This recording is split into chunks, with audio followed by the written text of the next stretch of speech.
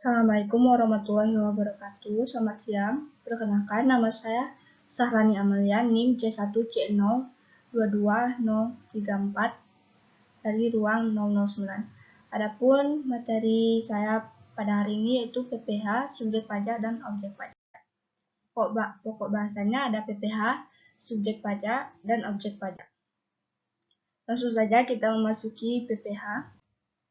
PPH atau pajak penghasilan adalah pajak yang dikenakan kepada orang pribadi atau badan atas penghasilan yang diterima atau diperoleh dalam 1 tahun pajak. Penghasilan yang maksud dapat berupa keuntungan usaha, gaji, honorarium, hadiah, dan lainnya. Selanjutnya yaitu subjek pajak. Menurut Matiasmo, yang menjadi subjek pajak adalah yang pertama, A. Orang pribadi, B. Warisan yang belum terbagi sebagai suatu kesatuan menggantikan yang berhak.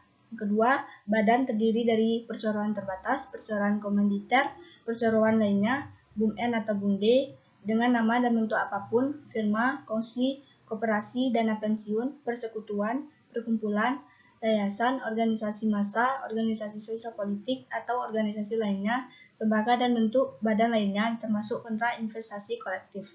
Yang ketiga itu bentuk usaha tetap, BUT.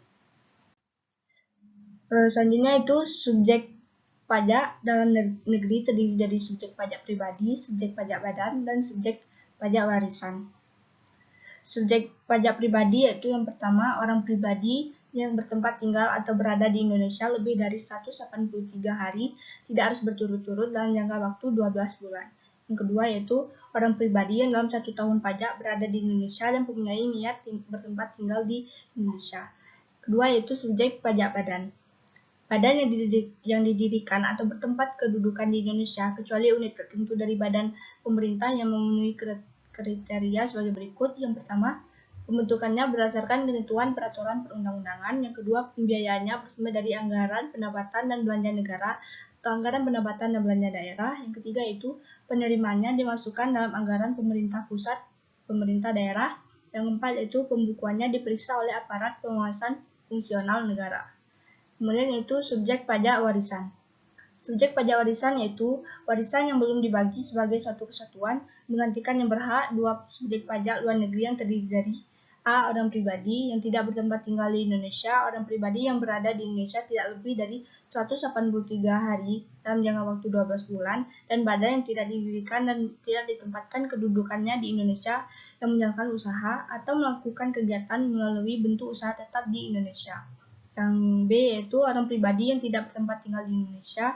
Orang pribadi yang berada di Indonesia tidak lebih dari 183 hari dalam jangka waktu 12 bulan, dan badan yang tidak didirikan dan tidak bertempat kedudukan di Indonesia yang dapat menerima atau memperoleh penghasilan dari Indonesia, tidak dari menjalankan usaha atau melakukan kegiatan melalui bentuk usaha tetap di Indonesia. Kemudian yaitu mulai dan berakhirnya kewajiban pajak subjektif. Subjek pajak dalam negeri yang pertama yaitu subjek pajak dalam negeri, orang pribadi mulai saat dilahirkan, berakhir saat meninggal, mulai saat berada di Indonesia, berakhir saat meninggalkan Indonesia untuk selama-lamanya. Yang kedua yaitu subjek pajak dalam negeri, badan mulai saat didirikan dan berakhir saat dibubarkan. Yang ketiga yaitu subjek pajak luar negeri, PUT, mulai saat menjalankan usaha, berakhir saat tidak lagi menjalankan, mulai saat menerima penghasilan dari Indonesia, berakhir saat tidak lagi menerima penghasilan dari Indonesia. Yang keempat yaitu warisan belum terbagi, saat mulai timbulnya warisan belum terbagi, berakhirnya saat warisan telah selesai dibagikan. Kemudian yaitu yang tidak termasuk subjek pajak. 1. Badan perwakilan negara asing. Yang kedua, pejabat perwakilan diplomat, konsulat, dan pejabat lain negara asing dan orang-orang yang diperbantukan kepada mereka yang bekerja dan bertempat tinggal bersama mereka dengan syarat A. Bukan warga negara Indonesia, B. Di Indonesia tidak melakukan pekerjaan atau usaha, C. Adanya timbal balik dari negara yang bersangkutan. Yang ketiga yaitu organisasi internasional sebagai yang dimaksud dalam Kepmenku nomor 314 garis miring KMK titik 04 garis miring 1998 tanggal 15 Juni dengan syarat A. Indonesia menjadi anggota organisasi tersebut, B. Tidak menjalankan usaha untuk memperoleh penghasilan dari Indonesia selain pemberian pinjaman kepada pemerintah yang dananya berasal dari iuran anggota, contohnya ADB, IBRD, IDA, IFC, IJJDF, IMF, UNDP, FAO. FAO, dan lain-lain.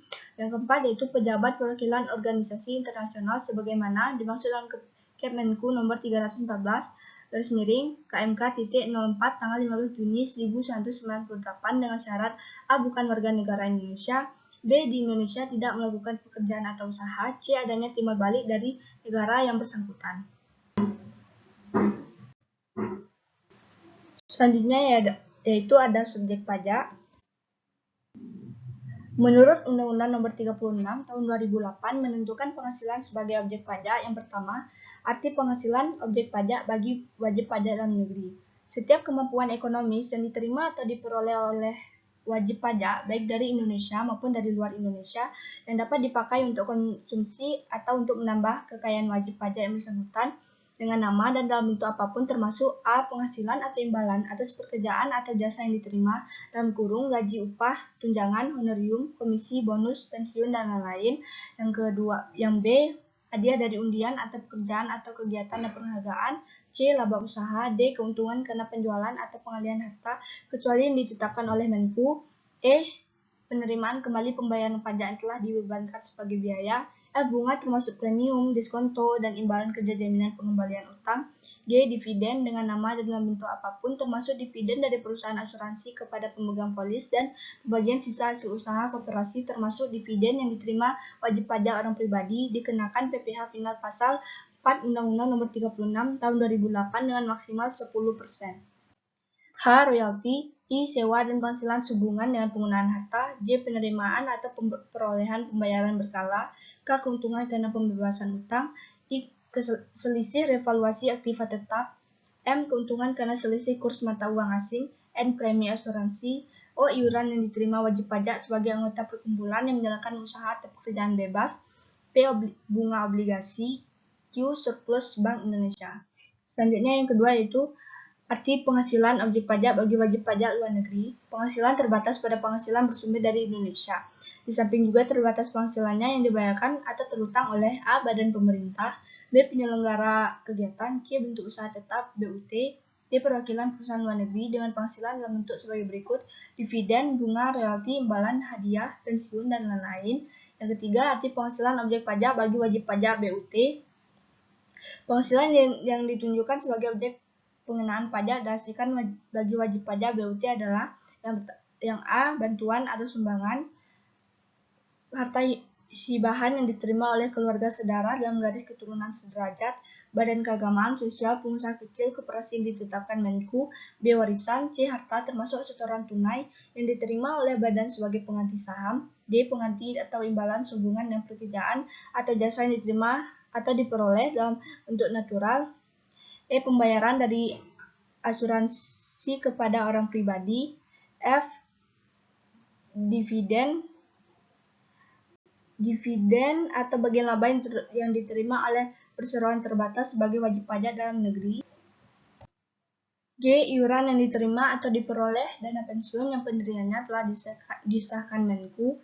H. Bagian laba yang diterima atau diperoleh anggota dari perseroan komanditer yang modalnya tidak terbagi atas saham-saham. I. Bunga obligasi yang diterima ke perusahaan reksadana. J. Penghasilan yang diterima atau diperoleh perusahaan modal ventura yang menjalankan usahanya di Indonesia. K. Perusahaan kecil menengah yang ditetapkan oleh Menku dan sahamnya tidak diperdagangkan di Bursa Efek Indonesia. Baik, sekian materi saya pada hari ini. Saya mohon maaf jika terdapat kesalahan kata, kesalahan penulisan. Saya ucapkan terima kasih. Dan wassalamualaikum warahmatullahi wabarakatuh. Selamat menjalankan ibadah puasa.